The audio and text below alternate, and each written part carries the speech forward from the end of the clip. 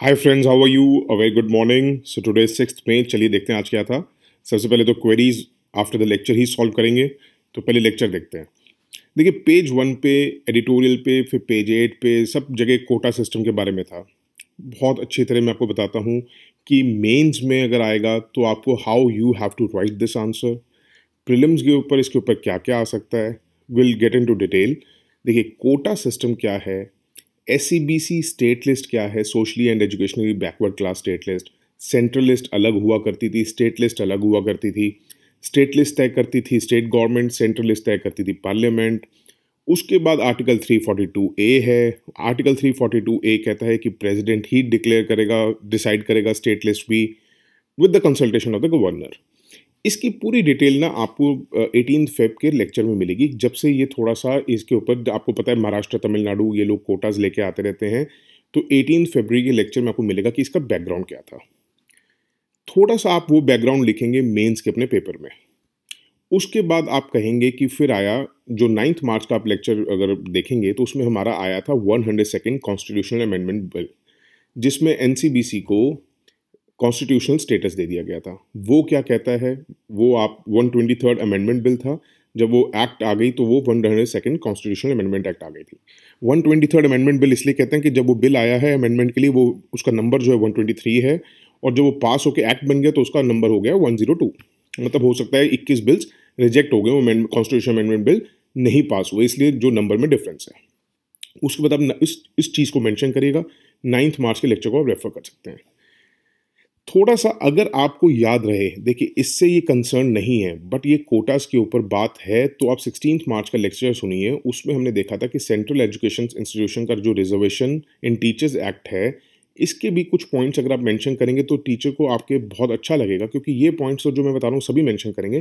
थोड़ा सा इसका भी आप तड़का लगा देना, थोड़ा सा मसाला ये भी डाल देना कि टीचर्स में, इसमें हमने देखा था कि सेंट्रल एजुकेशन इंस्टीट्यूशंस में क्या हाल है, जहाँ पे टीचर्स के कोटा हैं, कितनी फैकल्टीज़ की पोजीशन खाली है, क्या नहीं। थोड़ा सा इसका तड़का लगाइएगा। उसके बाद आप आर्टिकल देखिए, क्या होता है कि मैं लेक्चर में वो बता रहा हूँ जो चीज़ नहीं आएगी। अभी जो पुरानी ही है, जो हम ऑलरेडी डिस्कस कर चुके हैं, उनको दोबारा डिस्कस करना, लेक्चर को लंबा करने का कोई फ़ायदा नहीं है। जो लोग जानते हैं, सुन चुके हैं वो पहले वाले लेक्चर्स, उनके लिए कोई यूज़ नहीं होगा, और जो नए हैं वो लेक्चर सुन सकते हैं। उसके बाद आर्टिकल 15 और आर्टिकल 16 आपको पता है रिजर्वेशंस की बात करते हैं इन एजुकेशन, और इन आर्टिकल 16 बात करते हैं जॉब्स। थोड़ा थोड़ा सा इसको मेंशन करना है आपने, बहुत डिटेल में मत जाइएगा। 250 वर्ड्स में लिखना होता है। आर्टिकल 15 को बहुत हल्का सा मेंशन करेंगे, और ये टॉपिक मैं नहीं समझता कि ऐसे के लिए आएगा, तो डोंट वरी अबाउट दैट। अगर आएगा भी तो आप लोग तब भी इस जितना मैं बता रहा हूँ उससे आप 1000 वर्ड्स भी लिख देंगे। तब आर्टिकल 15 को लंबा खींच दो, आर्टिकल 16 को थोड़ा लंबा खींच दो, जो मैंने आपको ये लेक्चर्स बताए उनको लंबा लंबा कर दो। बट आपको कंसाइज में लिखना होगा तो ऐसे ही लिखना होगा। आर्टिकल 15 का थोड़ा सा मेंशन करिए, आर्टिकल 16 का मेंशन करिए। फिर आप कहेंगे कि कॉन्स्टिट्यूशनल बेंच जो सुप्रीम कोर्ट का बैठा था 2021 में, उन्होंने यूनानिमसली, मतलब सब के सब लोगों का ये था, कंसेंसस से नहीं हुआ, यूनानिमसली डिक्लेयर करा है कि जो महाराष्ट्र का लॉ है, जो प्रोवाइड करता है reservation to Maratha community to 12% admission में, 13% जॉब्स में। ये मैं सिर्फ आपको इसलिए बता रहा हूँ कि आपकी नॉलेज के लिए कितना उन्होंने कोटा रखा था। ये आप अपने एग्जाम में लिखते टाइम चाहे ना भी मेंशन करिए, तो उन्होंने टोटल रिजर्वेशन को बियॉन्ड 50% सीलिंग ले गए थे। उसको constitutional bench of supreme court ने कहा है दैट इज अनकॉन्स्टिट्यूशनल, क्योंकि कॉन्स्टिट्यूशन के हिसाब से उन्होंने कहा था। पहले आप ये देखिए, फिर हम बताएंगे क्या कहा था उन्होंने। हम इसमें लिखेंगे कि एक्सेप्शनल सर्कमस्टांसेस कुछ भी नहीं थे, या कोई ऐसी एक्स्ट्रा ऑर्डिनरी सिचुएशन नहीं थी महाराष्ट्र में जिसने स्टेट को मजबूर किया कि वो 50% की सीलिंग लिमिट को ब्रेक करे और कोटा बेनिफिट्स दे मराठा कम्युनिटी को। क्योंकि हम जानते हैं मराठास जो हैं मेन स्ट्रीम नेशनल लाइफ में है, वहाँ की महाराष्ट्र की मराठास जो हैं वो मेन स्ट्रीम हैं, और पॉलिटिकली डोमिनेंट कास्ट भी है। और हम फिर कहेंगे कि सुप्रीम कोर्ट ने वैसे ही कहा है कि जो separate reservation for Maratha community आप कर रहे हैं ना, इट इज़ अगेंस्ट आर्टिकल 14, क्योंकि राइट टू इक्वलिटी का अधिकार नहीं मिल रहा है, और article 21 due process of law. इतना ही इतने एक्सप्लेन करना है कि आर्टिकल 21 फिर ब्रैकेट में ड्यू प्रोसेस ऑफ लॉ। अगर ये आपने ऐसे में लिखना होगा ना, तो आप ड्यू प्रोसेस ऑफ लॉ को आप एक्सप्लेन करते फिरेंगे, जो आप अपना पॉलिटी में बेसिक्स में पढ़ेंगे। क्या होता है, जो आपने बेसिक्स में पढ़ना है ना, अब मैं उसको भी इसमें एक्सप्लेन करने लगूंगा तो कोई फ़ायदा नहीं है। बेसिक्स हम उन चीज़ों को आपको लेके आ रहे हैं जो चीज़ें आपको बेसिक बुक्स में नहीं मिलेंगी, तब हम लेके आते हैं कि हाँ इसको यहाँ से हमने, जैसे हम आपको बताया था कि हम अलग अलग साइट्स को करके उसमें से बेसिक्स आपके लिए लेके आते हैं, तो तभी ज़रूरत है। आर्टिकल 21 तो आपने पढ़ना ही है, तो उसको मैं डिफाइन करता फिर उसको कोई तुक नहीं बनता। देखिए ड्यू प्रोसेस ऑफ लॉ, एक बार मैं आपको मोटे तौर पे बता देता हूँ, कई लोगों को दिक्कत आती है कि प्रोसीजर एस्टेब्लिश बाय लॉ और ड्यू प्रोसेस ऑफ लॉ में क्या फ़र्क है। देखिए प्रोसीजर एस्टेब्लिश बाय लॉ का मतलब ये होता है, अगर वो उसको फॉलो करता है कोर्ट, तो प्रोसीजर एस्टेब्लिश बाय लॉ का मतलब ये है कि अगर जो प्रोसीजर तय किया गया कि मतलब एक सपोज करिए कानून पास करने का प्रोसीजर है कि वो पार्लियामेंट से पास हो तभी वो एक्ट बनेगा, उसमें तो सिर्फ ये देखा जाता है कि हाँ जी ये कानून पास हुआ है और ये प्रॉपर पार्लियामेंट में गया था, लोकसभा से, राज्यसभा से और प्रेसिडेंट की एफर्मेशन लेके तब ये एक्ट आया है, तब तो उसको कहा जाता है। अगर उस चीज़ को देखते हैं तो procedure establish by law. But अगर वो देखें कि हाँ यार चलो ये उन्होंने फॉलो तो किए हैं, स्टेप्स फॉलो किए हैं, ठीक है, बट जो लॉ लेके आए हैं वो अपने आप में गलत है, वो ठीक नहीं है।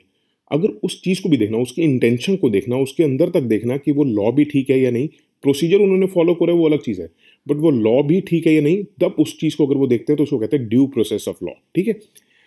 फिर हम लिखेंगे how ever over the years कई स्टेट्स हैं जैसे महाराष्ट्र, तमिलनाडु, उन्होंने ये क्रॉस किया है और पास किए हैं लॉज, और 1992 की जो इंदिरा साहनी की जजमेंट थी जिसने रिजर्वेशन लिमिट को 50% फिक्स किया था उसको भी तोड़ा है।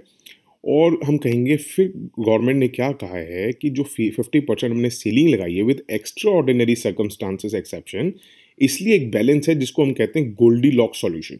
ये आपके गोल्डी लॉक जोन के बारे में आ सकता है जो हमने पहले डिस्कस किया हुआ है in prelims. Goldilocks solution का नहीं आएगा, ये तो एक आपको पता है फैंसी टर्म्स हो जाती हैं, हम यूज़ कर लेते हैं, बट ये आपको आएगा नहीं, इसलिए डोंट वरी अबाउट प्रीलिम्स।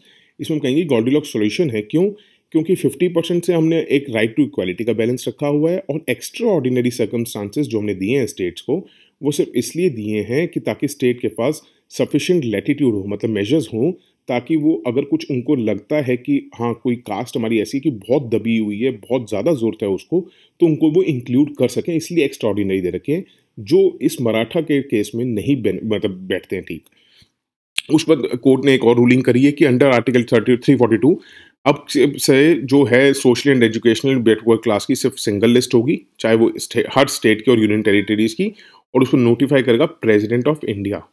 और स्टेट्स अब सिर्फ रिकमेंडेशंस दे सकती हैं इंक्लूजन और एक्सक्लूजन के लिए, और उसका भी अगर कुछ चेंजेस करने होंगे वो भी सिर्फ पार्लियामेंट कर सकती है, स्टेट नहीं कर सकती। ये आपके लिए बहुत इंपॉर्टेंट है फॉर मेंस और फॉर प्रीलिम्स, ठीक है, ये याद रखिएगा। अब अंडर आर्टिकल 342 क्या है कि सिर्फ चेंजेस जो कर सकती है वो पार्लियामेंट कर सकती है, स्टेट के पास अधिकार नहीं है। State has only authority to recommend, ठीक है, और वो सब डिसाइड करेगा प्रेसिडेंट ऑफ इंडिया। हमने इसके 342, 102 ये सब डिस्कस कर चुके हैं, आप पिछले वाले लेक्चर सुन सकते हैं, आपका पूरा कॉन्सेप्ट क्लियर हो जाएगा। अब हमने आपको बता दिया कि अगर मेंस में लिखना होगा तो कैसे लिखना होगा। देखिए आर्टिकल 15, आर्टिकल 16 को पूरी तरह एक्सप्लेन करते मत बैठ जाइए, 51, 52, 53 ऐसा नहीं करिएगा। बस आर्टिकल 15 थोड़ा अगर 250 वर्ड्स में आएगा कि आर्टिकल 15 ये कहता है, आर्टिकल 16 ये कहता है, आर्टिकल 14 राइट टू इक्वालिटी की बात करता है, article 21 due process of law की बात करता है। बस इतना ही करिएगा और उसके बाद आपका ये यहाँ made only by the parliament करके स्टॉप कर दीजिएगा। कंक्लूजन भी आ गया, करंट पर्सपेक्टिव भी आ गया, आपने पॉलिटी भी जोड़ दी, आपने सोसाइटी को लेके भी जोड़ दिया, उसकी हिस्ट्री भी बता दी कि क्या है हिस्ट्री, मतलब 1992 को केस बता दी तो हिस्ट्री बता दी, पॉलिटी बता दी। इससे ज़्यादा कुछ जोड़ ये बता दिया कि आपने ये मराठा और तमिलनाडु कर रहे हैं तो आपने इससे ज्योग्राफी भी कवर कर ली, बहुत अच्छी तरह कवर करा है। इससे ज़्यादा कुछ ना लिखिएगा, ना ज़रूरत है। फिर पेज 1 पे थोड़े से फॉर्डर्स हैं, जैसे कभी आप ये क्वेश्चन देने लगते हैं तो अच्छा लगता है कि रिजर्व बैंक भी आया है, उसने स्टेपिंग किया है ताकि जो फाइनेंशियल कॉन्स्टेंट्स ये हेल्थ केयर इंफ्रास्ट्रक्चर सर्विसेज को हो रहे हैं, ये जो स्मॉल बोरोवर्स को हो रहे हैं due to sudden spike in health expenditure, इसमें उनको सुविधा देने के लिए उन्होंने कहा है कि अब जो है बैंक्स उनको फ्रेश लेंडिंग सपोर्ट देगा और वो प्रायोरिटी सेक्टर में आएगा टिल रीपेमेंट। तो इससे क्या है, ये थोड़े थोड़े फॉर्डर्स आपको अच्छे रहते हैं मेंस के लिए। It is not important for prelims, ये मेंस के लिए अच्छा रहता है। जैसे एक पेज 2 पे था कि एक कंपनी है जो ई मोबिलिटी सर्विसेज प्रोवाइड करती है, उन्होंने दिल्ली गवर्नमेंट के साथ पार्टनर किया है to provide sanitised electric vehicles for safe commuting of patients. तो ये थोड़े फॉर्डर्स होते हैं जो आपके इंटरव्यू में काम आते हैं, जो आप बता सकते हैं। कई बार वो पूछते हैं कि क्या आपको लगता है कुछ किया सोसाइटी ने क्या नहीं किया, तो ये आपके ना थोड़े थोड़े फॉर्डर्स होते हैं। इसको ना कहीं पे भी आप एक फॉर्डर की डायरी अलग बना सकते हैं जिसमें आप फॉर्डर्स लिख लें कि आप लिख लीजिए ये सोसाइटी का फॉर्डर है, ये रिजर्व बैंक ऑफ इंडिया का फॉर्डर है, ये गवर्नमेंट की तरफ से फॉर्डर है। ये थोड़ा अच्छा लगता है ताकि आप इसको पढ़ते रहें ना, जब भी आपका मन हो संडे टू संडे आपने थोड़ा सा रिवाइज करते हुए या जब खाली बैठे हैं, चल यार देखें मैंने फॉर्डर में क्या लिखा है, ये वो वाले पॉइंट्स होते हैं जो आपको थोड़ा सा ये लगा के चलिए, जैसे आप होता ना कि आपकी स्टेपल डाइट तो रोटी वगैरह है, चिप्स आदमी साइड साइड में रखता है, भैया कभी मन करा चल चिप्स खा लिया, चल नमकीन खा ली, तो इसको फॉर्डर्स को इनकी तरह लिखा, इसलिए इसको फॉर्डर कहा जाता है कि आपकी नमकीन है। ठीक है, आप इसको कभी-कभी खाना हुआ तो कभी-कभी देख लिया, जब मूड करा देख लिया, ताकि जहाँ पे आपको लगे कि वहाँ पुट करना है, वहाँ पुट कर दिया। और एक थोड़ा-सा आपको देखा होगा 5G का हुआ है ट्रायल दिया है टेलीकॉम सर्विस प्रोवाइडर्स को, उसमें चाइनीज़ कंपनीज़ को नहीं इंक्लूड किया जैसे हुआवी, ज़ेडटीई। वो ये इम्पोर्टेंट नहीं है, बट फिर भी मैं आप लोगों को आपकी नॉलेज के लिए बता देता हूँ कि इंडिया का व्यू क्या है। इंडिया कहता है कि देखो भैया, एक तरफ हमारा बुरी हालत चल रही है, टेंशन चल रही है बॉर्डर पे। दूसरी तरफ हम ठीक है, हम दोस्ती का हाथ बढ़ा सकते हैं कि बस ये है कि टेंशन कम हो। एकदम से ये नहीं हो सकता कि ड्रास्टिकली हम चेंज कर दें, ये रियलिस्टिक नहीं है कि एक तरफ तो हम टेंशन पे और एक तरफ से इतने गुड रिलेशंस में आ जाएँ कि हम आपको लाइसेंस देते फिर रहे हैं। चाइना का व्यू है कि रेलेवेंट चाइनीज़ कंपनी जितनी भी हैं, हुआवी, ज़ेडटी, ये इंडिया में बहुत सालों से ऑपरेट कर रही हैं, जॉब अपॉर्च्युनिटीज़ प्रोवाइड कर रही हैं, इंडिया के इंफ्रास्ट्रक्चर को कंस्ट्रक्शन में प्रोवाइड कर रही हैं, इन टेलीकम्युनिकेशंस, तो आप लोगों को देना चाहिए था। इसमें आपका बैलेंस्ड व्यू अभी नहीं आएगा, थोड़ा-सा इसको चलने दीजिए इश्यूज़ को, उसके बाद हम थोड़ा-सा बैलेंस्ड व्यू लेके आएँगे। उसके बाद पेज 13 पे था ट्रिप्स वेवर के बारे में यूएस का सोच रहा है, तो हमने ट्रिप्स वेवर बहुत अच्छी तरह डिटेल में डिस्कस किया था 28 अप्रैल 2021 के लेक्चर में। तो आप उसको सुन सकते हैं, आपको सारी कन्फ्यूजन दूर हो जाएगी कि ट्रिप्स क्या है, दोहा डिक्लेरेशन क्या है और उसके बाद इंडिया और साउथ अफ्रीका की डिमांड क्या है, यूएस, यूरोप जैसी कंट्रीज़ क्या कह रही हैं, वो सब आपका क्लियर हो जाएगा 28 अप्रैल का लेक्चर रेफर कर लेना। अब आते हैं थोड़ा-सा आपकी क्वेरीज़ पे। देखिए जी, एक आई है क्वेरी कि सर वीडियो बनाइए regarding detailed approach for current affairs. Sir ma'am, मुझे ये नहीं समझ आता कि आप लोग जो नए-नए बच्चे हैं उनको करंट अफेयर्स इतना एक भूत क्यों बनाया हुआ है? Why you making it so much huge? Current affairs क्या होता है? आपसे एक बात बताइए, करंट अफेयर्स मतलब जो दिन के मतलब डेली का चल रहा है। अगर आप अच्छी तरह न्यूज़पेपर पढ़ रहे हैं, साल भर का एक इंडिया ईयरबुक थोड़ा-सा देख लेते हैं, बहुत थोड़ा-सा मतलब अगर इंडिया ईयरबुक की बात करूँ तो टोटल ही उसके 3-4 पेजेज़ भरेंगे मैक्सिमम, अगर आप अपने कॉपी में नोट्स बनाएँगे, और एक इकोनॉमिक सर्वे। इससे ज़्यादा आप लोगों को एक बात बताऊँ, एक हौवा बन जाता है। देखिए, मैं आपको इसलिए देखिए मुझे बहुत बड़ा अच्छा खासा एक्सपीरियंस है, 2009 में पहला प्रीलिम्स दिया था, उस टाइम भी हमने 8-9 साल के पेपर एनालाइज़ किए थे। आपको इससे ज़्यादा कभी नहीं पूछा जाता। वो आपको ऐसे तो दुनिया जहान की मैगज़ीन्स आती हैं। अब कोई पूछता है सर प्रतियोगिता दर्पण फ़ॉलो करूँ, करंट अफेयर की मैगज़ीन, मंथली मैगज़ीन कौन-सी फ़ॉलो करूँ? भैया, चाहे प्रतियोगिता दर्पण हो, चाहे क्रॉनिकल हो, चाहे किसी भी इंस्टीट्यूट की हो, आप ये याद रखिएगा कि उनके कोई खबरी नहीं है, उनके कोई अपने एजेंट्स नहीं है जो जा-जा के कहीं-कहीं से न्यूज़ लेके आते हैं। वो लोग भी न्यूज़पेपर से ही न्यूज़ निकालते हैं। आप मेरे पे बिलीव करिए, डेली करंट अफेयर्स का मतलब होता है, आपको पता होना चाहिए कि देश में क्या चल रहा है, विदेश में क्या चल रहा है, वर्ल्ड में हो क्या रहा है। और आप अगर एक अच्छी तरह न्यूज़पेपर फ़ॉलो करते हैं, रिलिजियसली फ़ॉलो करते हैं, मतलब ये नहीं है कि आप न्यूज़पेपर और जो हम करा रहे हैं आपको इतना ही फ़ॉलो कर लीजिए, मैं आपको गारंटी दे रहा हूँ, आपको प्रीलिम्स में, मेंस में, इंटरव्यू में कोई प्रॉब्लम नहीं आएगी। हाँ, एक हैबिट अपनी ज़रूर बना के रखिए, चाहे नोट्स मत बनाइए, एक हैबिट, एक नॉर्मल हैबिट की तरह एक न्यूज़पेपर पढ़ते रहिए, चाहे 15-20 मिनट, आधा घंटा पढ़ लिया। बोलना नहीं चाहिए, बट कहीं इधर-उधर गए आप, वहाँ पढ़ लिया, खाना खाने बैठे तब पढ़ लिया, तो आप कर सकते हैं इसमें।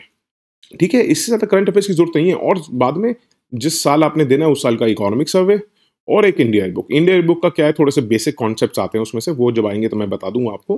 वो मैक्सिमम टू मैक्सिमम 5 से 6 पेजेज़ का बनता है पूरी इंडिया बुक से। उससे ज़्यादा कुछ करने की ज़रूरत नहीं है, आपको 1% भी आपको डाउट नहीं होना चाहिए। देखिए, मंथली मैगज़ीन्स क्या होता है, मंथली मैगज़ीन्स? एक ने पूछा था सर मंथली मैगज़ीन कौन-सी फ़ॉलो करें? अरे भैया, अगर आपको हम डेली का डेली करंट अफेयर्स करा रहे हैं, उसके बाद मंथली मैगज़ीन आपको करनी क्यों है? आप मंथली मैगज़ीन, मेरा 2 मतलब जो मेरे साथ अब टीम में है, वो ही कंटेंट प्रोवाइड करता था, सारा उनकी मंथली मैगज़ीन बनती थी उसी के कंटेंट से। वो कहता ज़रूरत ही नहीं, मैं सारा न्यूज़पेपर से ही तो निकाल के लगाते थे हम उसमें। आप लोगों को फिर भी अगर अपना टाइम वेस्ट करना है तो आप कोई भी फ़ॉलो करिए, सारों के सारे अंदर एक ही अचार मिलेगा। तो कोई ज़रूरत नहीं है, हमने आज तक नहीं की कोई मंथली मैगज़ीन्स, कोई बिल्कुल भी नीड नहीं है। बस हाँ, ये है न्यूज़पेपर को अच्छी तरह करिए, जो मैं करा रहा हूँ, इसको अच्छी तरह करिए, इसको ना छोड़ना बस आप। अच्छी तरह न्यूज़पेपर पढ़ते रहिए, आपका हर चीज़ क्लियर होगा। Please mention link of days which we need to refer for some topics. भैया, थोड़ा-सा आप इतना तो आप कर सकते हैं। तो आपको मैं बताऊँ, वैसे तो आप अगर यूट्यूब के बॉक्स में जाएँगे ना, सर्च बॉक्स में, और वहाँ थिंक डिफरेंट हिंदू एनालिसिस, और जो हम डेट बोलते हैं, जैसे अगर मैंने रेफर करी है 28 अप्रैल, तो आप लिखेंगे थिंक डिफरेंट हिंदू एनालिसिस 28 अप्रैल, तो आई थिंक आ जाएगा। नहीं तो आप हमारे चैनल में जा सकते हैं, वहाँ प्लेलिस्ट में जा सकते हैं, प्लेलिस्ट बना रखी है प्रॉपर्ली। उसके बाद आप प्लेलिस्ट को खोल सकते हैं, अप्रैल में जा सकते हैं, अप्रैल के अंदर आप 28 अप्रैल को सर्च कर सकते हैं। इतना भी नहीं होता तो आप सर्च बॉक्स में जाके think different Hindu analysis 28 April भी डालेंगे तब भी आ जाएगा। उसके बाद था sir please give some tips on main subjects. अभी दे देंगे आपको, वो भी बहुत जल्दी देंगे। थोड़ा सा ये वाइड कॉन्सेप्ट है, वो भी देंगे। टाइम स्टैम्प्स ये तो no use. Sir are you current affairs magazines useful? No, it's not useful. इसी को करिए। फिर एक आया था कि sir Bombay natural society question में सॉल्व करते हुए आपने कहा था कि ह्यूमन्स के लिए तो कुछ लिखा नहीं था। देखिए अगर आपने लेक्चर अच्छी तरह सुना है वो, तो उसमें लिखा है कि जो बर्ड वॉच एंथुसियास्ट हैं, उनको वो ट्रिप्स पे लेके जाते हैं। तो इसका मतलब ये नहीं है कोई साइंटिस्ट को लेके जा रहे हैं। अगर आपने थ्री इडियट्स देखी हो तो जैसे उसमें आपने देखा था माधवन को दिखाया है। वो उसको फ़ोटोज़ खींचने का बहुत शौक है, चाहे इंसान की हो, चाहे बर्ड्स की हो। तो ऐसे एंथुसियास्ट को लेके जाना। तो हमने उसमें लिखा कि बर्ड्स एंथुसियास्ट को लेके जाते हैं, तो इसका मतलब जनरल पब्लिक को। कोई ये नहीं है कि कोई अगर ऑर्गेनाइज़ेशन से जुड़ा हुआ है या कोई साइंटिस्ट है, उन्हीं को लेके जा रहे हैं। एक जनरल पब्लिक में भी कई बर्ड्स एंथुसियास्ट होते हैं। जैसे अगर आप हो, आपको फ़ोटोज़ खींचने का शौक है, तो that means you are a bird enthusiast. तो इसका मतलब यही हो गया कि ह्यूमन जो उस अगर आपने क्वेश्चन देखा होगा प्रीलिम्स में आया हुआ है, उस लेक्चर में, तो उसमें यही है दिया हुआ कि आप वो जनरल पब्लिक को लेके जाते हैं फॉर। तो जनरल पब्लिक का ये नहीं है कि भैया गाड़ी भरी और सबको ले गए, नहीं। जो भी उनके पास जाके रजिस्टर करता है कि अगर आपका सपोज़ आपको इंटरेस्ट है फ़ोटोज़ करने में, मज़ा आता है आप लोगों को बर्ड्स की फ़ोटोज़ करने में, या वैसे अगर आपको शौक है कि बर्ड्स को देख के आऊँ मैं, तो आप जा सकते हैं। You go there and register yourself. तो इसका मतलब ये नहीं है कि आप जनरल पब्लिक नहीं हैं, आप जनरल पब्लिक हैं, बट उन बॉम्बे नेचुरल हिस्ट्री सोसाइटी की नज़र में आप बर्ड एंथुसियास्ट हैं। अगर आप वो लोग कहेंगे ना आपको जनरल पब्लिक, तो जनरल पब्लिक वो उनके लिए तो सारी जनरल पब्लिक है वैसे। बट उनके साथ जो जा रहा है तो उनके लिए तो उनका इमोशंस तो समझे ना, उनके लिए वो बर्ड एंथुसियास्ट है, ठीक है? उसके बाद एक था कि सर आपने बताया zoonotic means animals to humans and humans to animals, but it is anthropozoonotic humans to animals. Uh, देखिए अरविंद जी, आपको एक बात बताता हूँ, ऐसे तो बहुत सारी डेफिनेशंस होती हैं, इसके बहुत सारे सेगमेंट्स हैं, जैसे एंथ्रोपोज़ोनोसिस, ज़ू एंथ्रोपोज़ोनोसिस, एम्फिक्सेनोसिस। इतनी डिटेल में मत जाइए, आप यूपीएससी को समझिए थोड़ा। यूपीएससी का ये पेपर जो है जनरल स्टडीज़ है, कि आपको जनरल नॉलेज होनी चाहिए। कहीं आप सपोज़ करिए आप 5 लोग बैठे हैं, तो आप अगर किसी से बात कर रहे हैं तो लगे कि हाँ, ये इसको नॉलेज है। अब आप किसी स्पेशल फील्ड में, आप ये थोड़ा ना कि आप किसी एमडी से बात कर रहे हैं, या वहाँ पे भी बहुत जनरल लोग बैठे होते हैं। जब आप इंटरव्यू देने जाएँगे ना, बहुत जनरल, वो आपसे एक जनरल अंडरस्टैंडिंग ही चाहते हैं। इतना डीप में मत जाया करिए, जितना बता रहा हूँ प्लीज़ उतना ही करिए। अगर आपकी कोई ऐसी ऑप्शनल है एंथ्रोपोलॉजी या इन चीज़ों को लेके, मुझे तो ये भी नहीं पता कि किस टॉपिक में आएगा। अगर इतनी डिटेल में अगर आपको उसमें है तो वो आप जाइए। जनरल स्टडीज़ को इतना मत लेके जाइए प्लीज़। अगर आप जैसे टीचर्स आ गए तो आप लोग तो फिर मार देंगे स्टूडेंट्स को, कोई भी क्लियर ही नहीं कर पाएगा, या कट ऑफ ही 10 जाएगी। इसको जनरल वे में लेके चलिए। जितना करा रहा हूँ उतना करिए। मैं आपको बार-बार कह रहा हूँ, आपको ज़रूरत नहीं आएगी कहीं जाने की। प्री मेंस आपका इंटरव्यू पता भी नहीं चलेगा। General studies, as far as general studies is concerned, आपको पता भी नहीं चलेगा कैसे ईज़ी वे में जा रहा है। ठीक है? केक वॉक होगा आपके लिए। और दैट्स इट फॉर टुडे। अच्छा लग रहा है तो प्लीज़ इसको सर्कुलेट करिए, ताकि फैमिली बड़ी हो, ताकि हम कुछ और चीज़ें भी शुरू करें। And that's it for today. Thank you so much. Have a good day. Bye. Take care.